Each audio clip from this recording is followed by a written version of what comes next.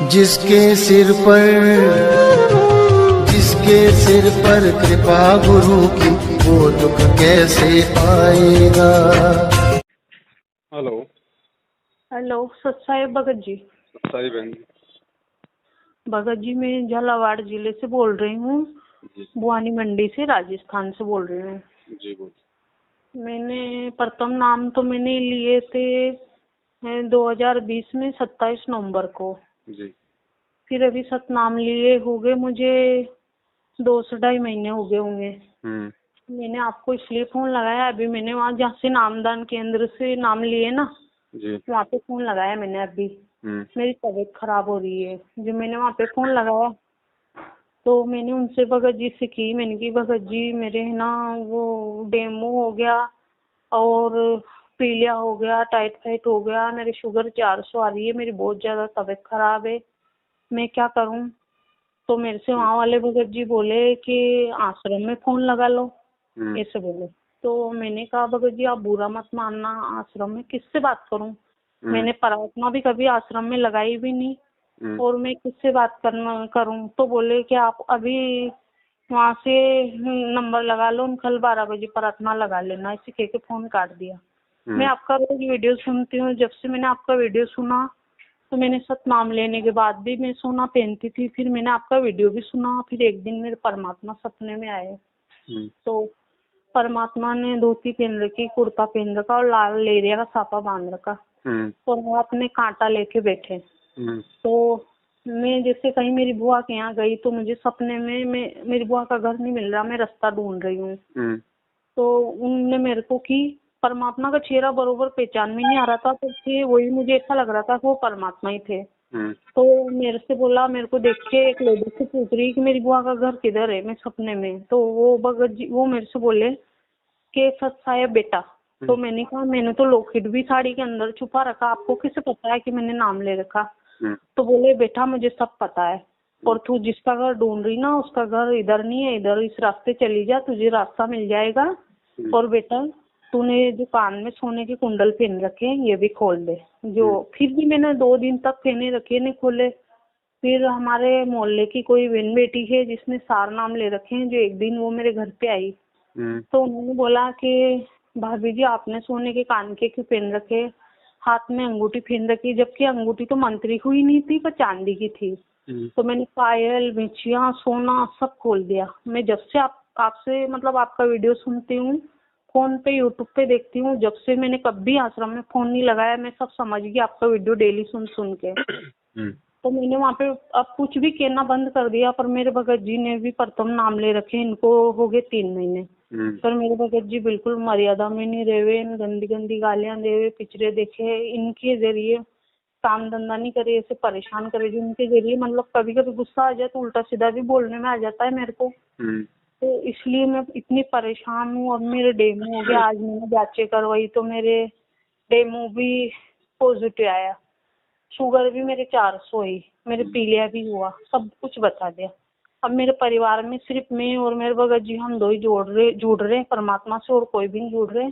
तो मेरे परिवार वाले सब कहते हैं कि तू पीलिया मंत्रालय में तू झाड़ फूक करा ले। मैं परमात्मा का सत्संग डेली सुनती हूँ जब से नाम लिया, जब से परमात्मा कहते हैं कि जिस दिन भी आपने झाड़ फूक कराया और जिस दिन भी आपने अन्य पूजा या कुछ भी करवाया उस दिन आपकी परमात्मा भक्ति नष्ट कर देगा। तो मैं ना वेल कराना चाहती हूँ, ना मैं पीलिया मंत्राना चाहती हूँ, ना गोली दवाई खाना चाहती हूँ, कुछ नहीं करती हूँ। मैं माला भी बरोबर करती हूँ भगत जी। फिर दूसरी बात, मैं जब से आपका वो सुनती हूँ ना यूट्यूब पे, तो मैं पहले 2 टाइम आरती करती थी, अब 3 टाइम भी करती हूँ, सब कुछ करती हूँ। पर क्या करें, जाने अनजाने में कोई गलती भी हो गई, अपने हो सके अपने कर्म ज्यादा बिगड़ रहे हो अगले जन्म के, तो अपन को उस गलती की सजा दे रहे हैं। अब ये तो मैं कुछ नहीं जानती हूँ। तो मैंने तो आश्रम में कहीं भी फोन नहीं लगाया, मैंने आपके नंबर निकाल रखे थे यूट्यूब में से।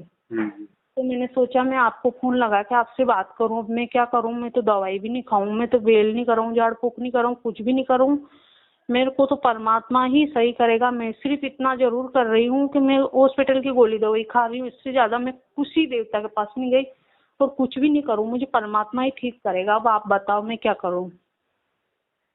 देखो बहन, सबसे बड़ी बात तो ये है हाँ इस सबसे बड़ी जो मर्यादा खंडित होने का जो कारण है वो है सतलोक आश्रम मैनेजमेंट हरियाणा, ये नामदान हाँ केंद्र वाले कोऑर्डिनेटर। हाँ भगत की सबसे ज्यादा मर्यादा खंडित करवाने का मुख्य कारण ये लोग हैं। तो सबसे पहले तो हाँ आप इनकी सच्चाई से परिचित हो गई हैं, आपने इनसे अपना पीछा छुड़वा लिया है, आपने सत्य की राह पकड़ ली है, तो आपकी आधी बीमारी तो यहीं खत्म हो गई। हाँ ठीक है, बची बीमारी आपकी 50% की। हाँ 50% के लिए बहन जी आप आपने जहाँ भी मालिक का घर में दरबार लगा रखा है, हाँ परमात्मा को हृदय से दंडवत प्रणाम करो और परमात्मा से कहो कि परमात्मा, जाने अनजाने में मुझ दासी से जो भी गलतियां हो गई, कुछ हाँ मुझे पता नहीं था, कुछ मान लो मैंने मजबूरी में कर दी होंगी, है कुछ मैंने वैसे गफलतबाजी में कर दी होंगी, टाइम पे मैं आपकी आरती भी नहीं करती थी, पहले 2 ही आरती करती थी, है ना। हम्म तो इन सभी तमाम जाने अनजाने की गलतियों के लिए सबसे पहले तो पूज्य गुरुदेव जी से अपने हृदय से, अपने घर हम्म से उनको प्रार्थना लगाओ, क्योंकि भगवान अंतर्यामी होता है। अगर हाँ हृदय से प्रार्थना लगाओगे तो परमात्मा हमारी प्रार्थना को हाँ सुनता है। ठीक है, उसके हाँ बाद में रही बात आपकी पीलिया वगैरह की या जो भी आपको प्रॉब्लम है शुगर वगैरह की, हाँ जब एक बार ये विधि आप जी परमात्मा के सामने कर लोगे ना, हृदय से माफी मांग लोगे ना बहन, हाँ और अगर थोड़ा बहुत भी यदि आपको विश्वास है गुरु जी पे कि भगवान धरती पे है, मुझे मैं उनके बहुत शरण में भरोसा हूँ, है भगत जी, मैं बहुत भरोसा करती हूँ मेरे परमात्मा तो पे। दास तो उसके बाद आपको गोली दवाई भी खाने की सलाह नहीं देगा। लेकिन फिर भी ये आपके ज्ञान और विश्वास के ऊपर है, आप चाहो तो गोली दवाई का यूज आप जी कर सकती हो, लेकिन रोग परमात्मा ही काटेगा। सही बात है। बस सीधा सा उपाय इसका यही है बहन जी, ये डॉक्टरों का डॉक्टर है, ये तबीबों का तबीब है, हाँ जिसको इसके ऊपर विश्वास है। देखो, भगवान हाँ परीक्षा तो लेता है बहन। अब बुखार होता है तो बुखार में देखो, जो बुखार के जो लक्षण होते हैं या थोड़ी बहुत जो तकलीफ होती है वो तो सबको होती है बहन। हाँ हाँ बाकी परमात्मा अपने भगत का बाल बाका नहीं होने देगा अगर विश्वास है तो। भगत जी, मुझे 7 दिन से डेली दिन में 2-2 घंटे बाद बुखार आ रहा, और ऐसा आ रहा कि मैं 5-5 रजाई ओढ़ लूं ना, उसके बावजूद भी मेरी ठंड बंद नहीं होती है। फिर भी मेरे से प्रथम नाम का जाप 1-1 माला रुक रुक के करती हूँ। पहले मैं 1-1 बेटक में 200 बार कर लेती, मैं 6 माला कर लेती, ऐसे करती थी। पर अभी 2 दिन से मेरे से 1-1 माला रुक रुक के कर रही हूँ। सतनाम का जाप तो कितना भी तेज बुखार रहता उसके बाद भी सतनाम का सिमरन करती हूँ मैं। कोई बात नहीं, परमात्मा कहते हैं भक्ति चाहे थोड़ी हो जाए कोई बड़ी बात नहीं है, लेकिन मर्यादा सबसे बड़ी चीज है। तो मर्यादा आज से पहले जो भी आपसे गलती हुई उन सबको आप जी जो है वो रिफ्रेश करो, परमात्मा को दंडोत करके, और मालिक से हृदय से समायाचना कर दो। परमात्मा पीछे की गलतियों को भूल जाता है, और आगे से अपने मन में दृढ़ विश्वास और दृढ़ संकल्प कर लो कि परमात्मा धरती पे है, मेरा बाल कैसे बांका हो जाएगा, मालिक की शरण में हो गई, है कि नहीं। फिर भी आप जी चाहो तो आप जी गोली दवाई का यूज आप जी कर सकती हैं, बाकी रोग काटने वाला परमात्मा ही है, ऐसी कोई बात नहीं है। छोटे मोटे तो क्या है कि समस्या प्रॉब्लम तो भगत के आती हैं, ये तो सबको आती है बहन जी। हमारा 5 तत्व का शरीर है, 36 प्रकार के जोड़ हैं। अब इसमें ये खांसी बुखार जुखार पीलिया डेंगू फेंगू होना कोई बड़ी बात नहीं है। ठीक है, क्योंकि परमात्मा इससे क्या होता है ना, इससे हमारा एक मतलब विश्वास देखता है कि देखिए इस भगत को मेरे ऊपर कितना विश्वास है। अभी भी ये 4 रुपए की गोली दवाई पे ज्यादा विश्वास करता है, या मैंने इसको जो अनमोल जो इसको मैंने चरणामृत दे रखा है, प्रसाद दे रखा है, 3 समय की आरती सत्संग दे रखे हैं, मंत्र दे रखे हैं, ये उन पे ज्यादा विश्वास करता है। और गुरुदेव ने कह रखा कि बेटा ये गोली दवाई भी अगर काम करेगी तो मेरे आशीर्वाद बिना काम नहीं करेगी, चाहे कितनी खा खा के मर जा।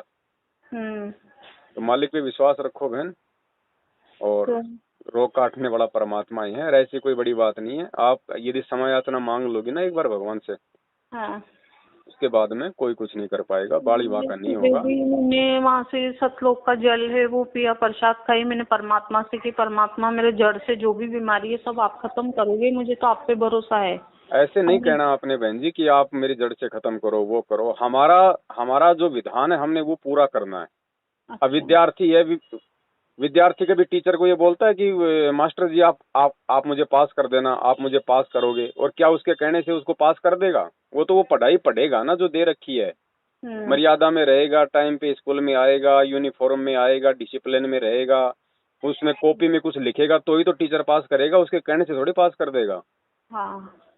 तो ऐसे कहने से कुछ नहीं होने वाला कि गुरुजी मेरा ये रोग मेरा जड़ से समाप्त कर दो। ये आदेश हमने नहीं देने परमात्मा को, हमने हमारे बोलचाल में भी थोड़ा सा की जो है थोड़ा सा वो सुधार करना पड़ेगा कि हम गुरुजी को आदेश दे रहे हैं या हम गुरुजी से प्रार्थना कर रहे हैं।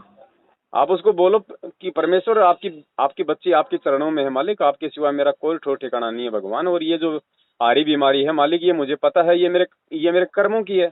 अब मालिक आपके ऊपर निर्भर है परमात्मा, मैं तो आपकी शरण में हूँ परमात्मा, काटो तो आपकी मर्जी, ना काटो तो आपकी मर्जी मालिक, मैं तो आपके भरोसे चलूंगी, मैंने तो आप पे विश्वास कर लिया, मैंने तो आपको अपना बाप मान लिया। तो इतना जब हम प्रार्थना कर लेंगे तो फिर कौन सा ऐसा बाप है जो वो चुपचाप बैठेगा। जब से मैं आपका वीडियो देखती हूँ ना, तो मैंने आश्रम में जाना बंद कर दिया। मेरे जो भी मतलब मन में कुछ भी होती क्षमा याचना मैं परमात्मा से मांगती हूँ। और भगवान देखो बहन जी, आपने नाम ले रखा है उस परम शक्ति का, और रोज संध्या आरती पढ़ती हो अंतर्यामी एक आप आत्म के आधार। अब जब हम अपने गुरुदेव को अंतर्यामी कह रहे हैं तो फिर अंतर्यामी से प्रार्थना थोड़ी लगाई जाती है, अंतर्यामी से मतलब कोई संदेशा थोड़ी भिजवाया जाता है। अपनी आत्मा से प्रार्थना लगाओ, अपने हृदय से प्रार्थना लगाओ, अपने घर से प्रार्थना लगाओ, बीच में एजेंटों की जरूरत नहीं है। एजेंट बनाओगे तो ये सबसे पहले तो आपके ज्ञान की जो है वो कमी को दर्शाएगा। फिर दूसरा बात, किसी दूसरे को बीच में डालोगे तो भगवान नाराज होगा। सही है। तो प्रार्थना करनी अपने हृदय से करो ना। इतने उदाहरण दे दिए भगवान ने। मीराबाई ने जहर पिया था, परमात्मा ने अमृत कर दिया था, उसने किससे प्रार्थना लगवाई थी कि भगवान मैं जहर पीने वाली हूँ, कल शाम को 4 बजे लगाई थी उसने एक प्रार्थना। चीरहरण में भी वहाँ परमात्मा ने साड़ी बढ़ाई थी। मैं तो फिर बताओ द्रौपदी ने कौन सी प्रार्थना लगाई थी किसी कोऑर्डिनेटर से? सही है, किसी से नहीं लगाई थी, पर मैंने फिर भी आज अंदाज देखने के लिए मैंने प्रार्थना तो लगाई। पर मैंने पूछा उनसे, जो उन्होंने मेरे से बोला कि आप वहाँ पे प्रार्थना लगा लो, तो मैं आपका वीडियो देखती हूँ। कहीं नहीं लगानी प्रार्थना, भगवान से लगाओ। हाँ। इन गुंडों से क्या प्रार्थना लगानी? ये तो नालायक इंसान है जो भक्ति में आके राजनीति करते हैं, आरक्षणबाजी करते हैं, भक्तों को ठगते हैं। ये तो गुंडे हैं बहन जी। हाँ, इनका तो संपर्क ही बेकार है, इनका तो सौपन में भी कभी इनका मतलब दर्शन नहीं होना चाहिए। जो मैं तो वहाँ तो जाना ही बंद कर दिया भगत जी। और मैं 2-3 बार गई तो मैंने तो ज्यादा दान भी नहीं किए, 10-10, 20-20 रुपए, 100-100, 50-50 रुपए दान किए। लेकिन जब से अब आपने जो दान किया है ना, उस दान का ही प्रतिफल है जो आज आप ये थोड़ा बहुत आप ये भुगत रही हो। नहीं, भगवान तो कांटा भी नहीं लगने दे अपने भगत को।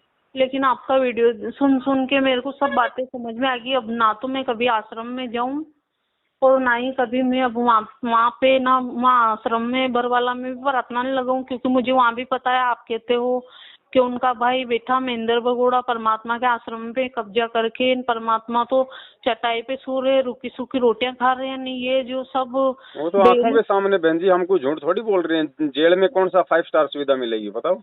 पता है मुझे कि हमारे परमात्मा तो इतने वो है, फिर भी इन लोगों ने उनका ज्ञान नहीं समझा, उनको अंदर करवा दिए सबने मिलके। वहाँ आश्रम में दूसरों ने कब्जा कर रखा। वहाँ किससे प्रार्थना लगाओ? हमारे गुरुजी, अगर चलो ठीक है, अगर आप प्रार्थना लगा रहे हो तो हमारे गुरुजी का जो भी वीडियो है, जो भी रिपोर्ट आपकी अगर जेल में बात हो रही है तो उसकी डालो सबके। हमने लगानी नहीं प्रार्थना बहन जी। हमने चाहे प्रार्थना जेल में जाओ या ना जाओ, हमने ज्ञान आधार से चलना। ऐसा नहीं कि भाई लो भाई जेल में गुरुजी के पास में प्रार्थना जाने लग गई तो हम प्रार्थना लगाने लग जाएंगे। वो तो फिर हमारी वो मूर्खता हो जाएगी।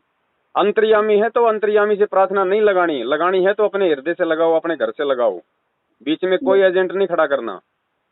चाहे लाख प्रार्थना जाओ चाहे जेल में, उससे हमें कोई लेना देना नहीं है। भगत जी साल भर होने में आया, मैं तो ये भी नहीं समझती हूँ कि आश्रम में कैसे प्रार्थना लगाते हैं। मैं आपका वीडियो देख देख के समझ भी गई हूँ। और दूसरी बात है, मैं परमात्मा का वो सुनती हूँ। और फिर आपने ये जो फेसबुक पे भी सतनाम के बारे में डाल रखा है कि एक भगत ने फोन लगाया कि मेरे किसी ने तिलक निकाल दिया तो उसके नाम खंडित हो गए, ऐसे आश्रम से फोन आया। ये वीडियो भी मैंने कल सुना आपका। तो परमात्मा ने तो किसी सत्संग में ये नहीं कहा। परमात्मा तो ये कहते हैं कि चाहे नाम भी जाने जाने में खंडित भी हो जाए, गलती भी हो जाए अपन से, तो आप भक्ति नहीं छोड़ना चाहिए। परमात्मा यही कहते हैं। बिल्कुल। एक बार अभी लॉकडाउन में उन्होंने मुझे, यहाँ शामगढ़ वाले आश्रम वाले ने मुझे लॉकडाउन में ऑनलाइन नाम भी दिए थे। जो मुझे ये पूछा था कि सतनाम के 2 अक्षर क्या है, तो मतलब मैं बता नहीं पाई थी। तो उसके लिए उन्होंने मेरे से बोला कि 1 महीने की मोहलत देता हूँ मैं। फिर वो ऑनलाइन नाम मेरे को मना कर दिया कि जाप मत करना, तो मैंने नहीं करा। उसके 2-3 महीना फिर लॉकडाउन लग गया। फिर लॉकडाउन खुलने के बाद फिर शामगढ़ गई, फिर सतनाम लिए। पर अब जब से आपका वीडियो सुन रही हूँ भगत जी, मैं ना सोना पहनती हूँ, ना बिछिया पहनती हूँ, ना पायल। सिर्फ मैंने हाथ में 2 चूड़ी डाल रखी है और मैंने कपड़े पहन रखे हैं। मेरे परमात्मा का ज्ञान समझ में आ गया है। परमात्मा बोलते हैं कि 36 वो क्या बोलते हैं परमात्मा, इतने कड़े भी बनवा लोगे, रावण ही है सोने की लंका यहाँ छोड़ के चल गए, कोई चिराग जलाने वाला भी नहीं बचा, तो आप क्या साथ लेके जाओगे? बड़े देखो बड़े महल सोने के परमात्मा ने सतलोक में बना रखे, या काल के लोक में क्या है, यहाँ पे सिर्फ दुख ही दुख है।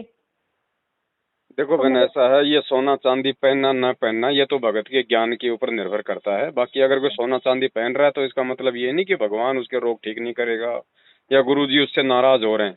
वो तो जब उसको ज्ञान हो जाएगा भगत को, तो उसके लिए ये सारी चीजें मिट्टी नजर आने लगेंगी, वो वैसे नहीं पहनेगा।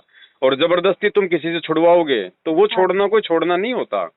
आप सही किसी है। को डरा के सोना पहनना छुड़वाओगे तो वो उससे परमात्मा प्रसन्न नहीं होगा अगर आप छोड़ भी दोगे तो।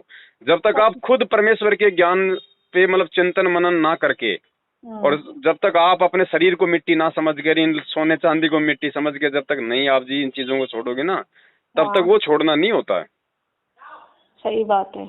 ऐसा थोड़ी है कि लो भाई गुरु जी ने बोल दिया तो आज ही भाई उतार के फेंक देंगे। लोग नहीं फेंकते। आश्रम में लोग नाम लेने आते थे, लोग सोने की अंगूठी भी पहनते थे, सोने की जो है लोग चैन भी पहने रहते थे, माता बहनें भी पहने रहती थी।